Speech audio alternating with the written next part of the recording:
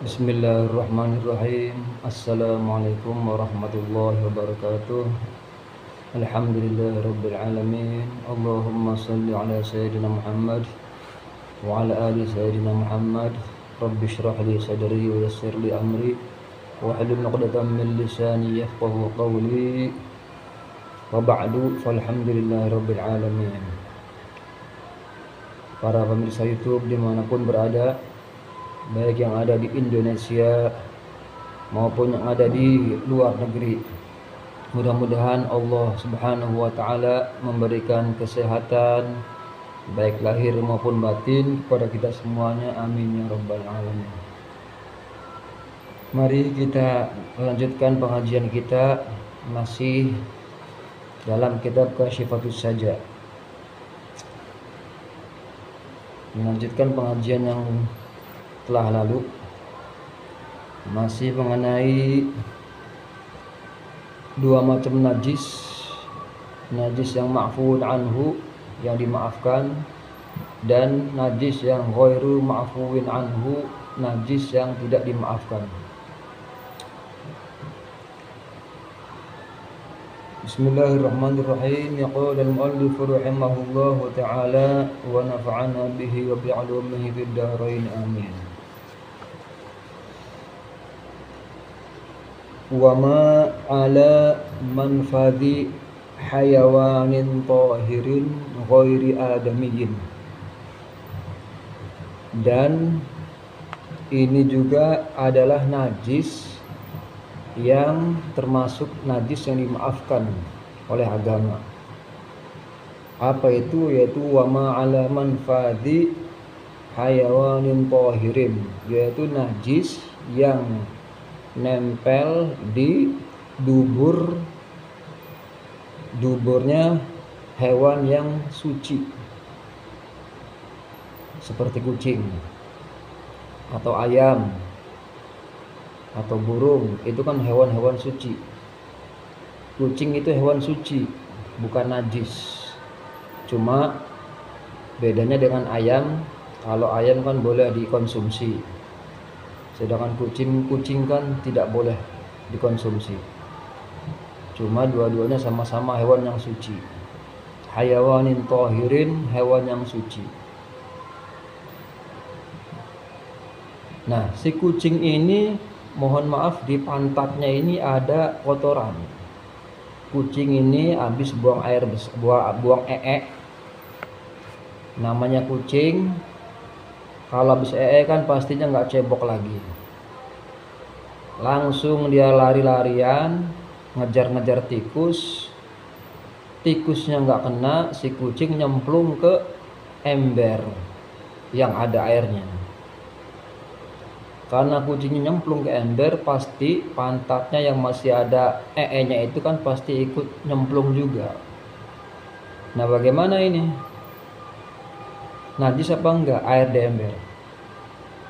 Kata agama, itu air tidak menjadi najis. Artinya airnya tetap suci. Tetap suci. Boleh dipakai wudhu. Walaupun kecemplungan kucing yang habis enggak cebok lagi. Nah, kenapa? Karena kotoran kucing tadi itu adalah kotoran atau najis yang dimaafkan, nggak apa-apa. Jadi meskipun masih ada kotorannya nempel, itu tidak bikin air di ember menjadi najis. Ayam juga sama gitu, apalagi ayam. Selain suci bisa juga kan itu bisa dikonsumsi. Ada ayam kejar-kejaran mau kawin, nyemplung ke ember.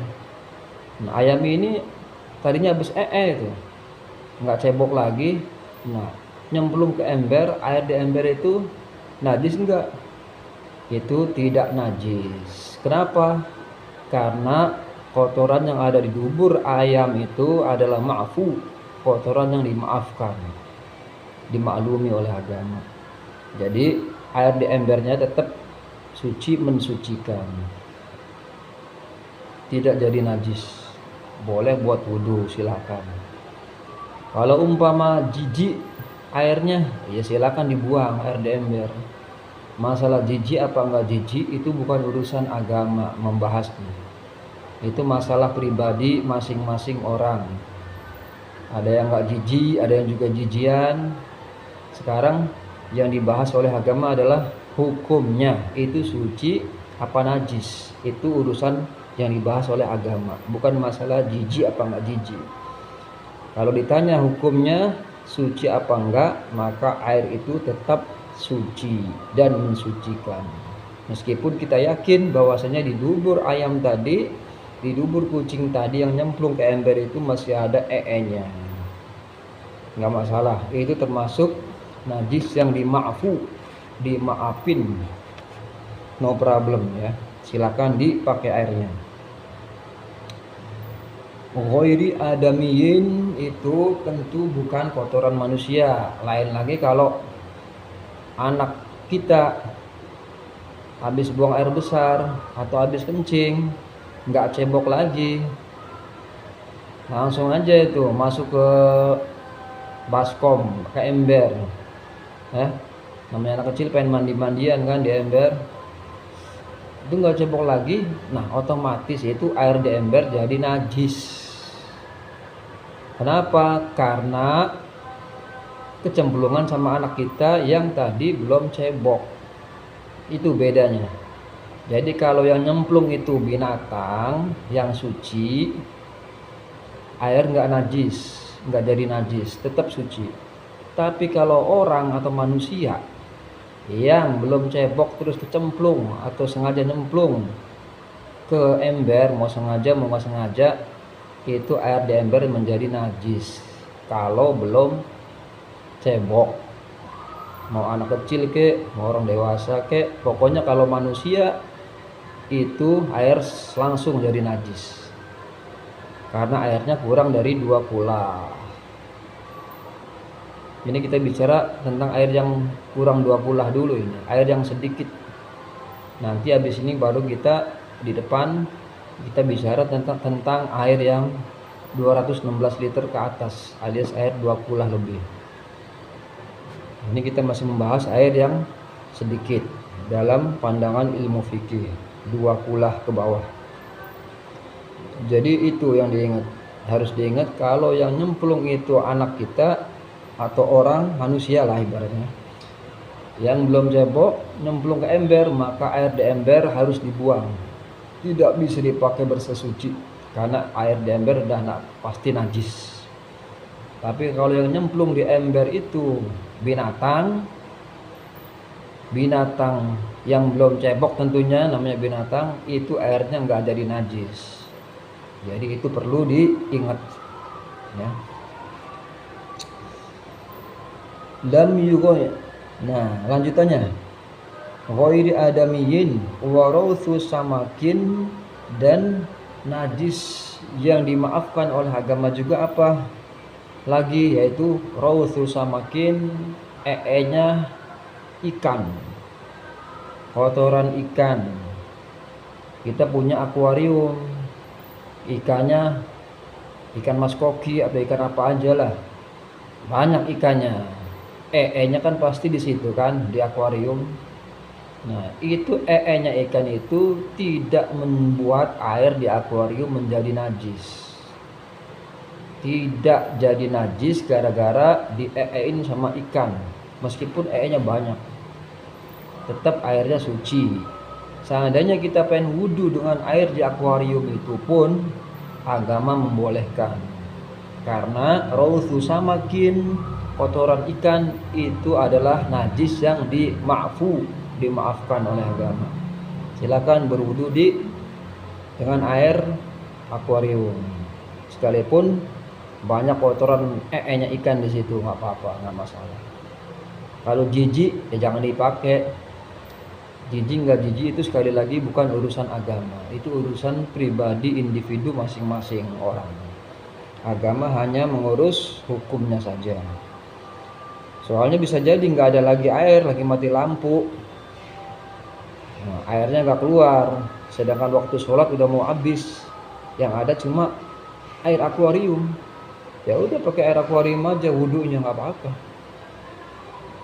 Sebisanya diciduk pakai gelas, nah wudhunya pakai gelas, no problem, nggak masalah. Airnya air akuarium, nggak apa-apa. Suci mensucikan, walaupun banyak ikan di akuarium itu nggak masalah, nggak apa-apa. Karena rausu samakin, kotoran ikan itu termasuk najis yang dimaafkan. Tapi catatannya lam yughayyiril ma'a, selama ikan itu tidak merubah sifat air di akuarium tadi. Kalau gara-gara diein sama ikan, air di akuarium itu berubah warnanya jadi warna atau berubah baunya bukan bau air lagi, udah bau, namanya bau gak enak lah ya. Atau yang berubah itu rasanya, rasa-rasa gimana gitu kan, nya ikan. Barangkali ada yang pernah ngerasain nya ikan nggak sengaja, nah begitu rasanya tuh. Pokoknya tiga sifat air ini jangan sampai ada yang berubah. Rasanya, baunya, kedua, yang ketiga warnanya, launun, to'mun, dan rihun. Ini tiga sifat air ini jangan sampai satu pun ada yang berubah. Kalau ada yang berubah salah satunya saja, maka air di akuarium itu sudah tidak bisa lagi buat bersesuci, alias air itu sudah menjadi najis. Itu syaratnya. Sama tadi juga, tadi ada kucing kejar-kejaran masuk ke ember, kucing belum cebok, embernya itu airnya berubah. Setelah habis kejatuhan kucing, ember berubah warnanya umpama. Nah, berarti air di ember tadi itu najis. Karena sudah ada perubahan pada salah satu dari tiga sifat air tadi itu. Pokoknya intinya jangan sampai ada sifat air yang berubah. Itu salah satu catatan yang harus diingat. Dan yang kedua catatannya adalah walam yadhuhu fihi abasan, dan tidak meletakkan kotoran itu ke ember tadi atau ke akuarium itu abasan, dengan sia-sia. Artinya tidak sengaja naruh kotoran ikan ke akuarium. Ada kotoran ikan di mana gitu, terus kita taruh ke akuarium. Nah, kalau sengaja begitu, di akuarium airnya otomatis jadi najis.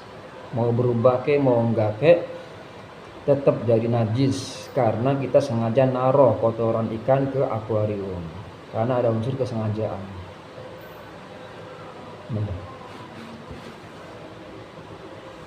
Alhamdulillah, untuk sementara itu ini aja dulu di video kita kali ini. Mudah-mudahan ada manfaatnya, dan silakan like, subscribe, share, bagikan ke banyak orang. Mudah-mudahan bermanfaat bagi kita semuanya, umat Islam seluruh dunia, fid din dunya wal akhirah, amin ya rabbal alamin. Sampai jumpa di video berikutnya, masih membahas tentang air yang sedikit dan najis yang mempengaruhi kesuciannya. Wassalamualaikum warahmatullahi wabarakatuh.